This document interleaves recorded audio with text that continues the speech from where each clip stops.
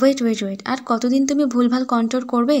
এখন শিখে নাও কীভাবে step by step right control করতে হয় নিজের ফেসকে। ফার্স্ট অফ অল হচ্ছে একদম কানের সামনে থেকে যে বোন এরিয়াটা আছে বা তোমার চিক বোন আছে, ঠিক তার একদম উপরে একটা ডার্ক বা তোমার স্কিন শেড থেকে এক শেড ডার্কেন শেড দিয়ে অ্যাপ্লাই করে এভাবে তার উপরে একটা, তার থেকেও একটা লাইটার শেড ইউজ করে যেটা তোমার স্কিন টোনের সাথে ম্যাচ হবে, তার উপরে একটা লাইট কন্ট্রোল করার জন্য একটা লাইট কনসিলার কালার দিতে হবে। দেখো এখানে কীভাবে গ্রেডিয়েন্টটা বোঝা যাচ্ছে।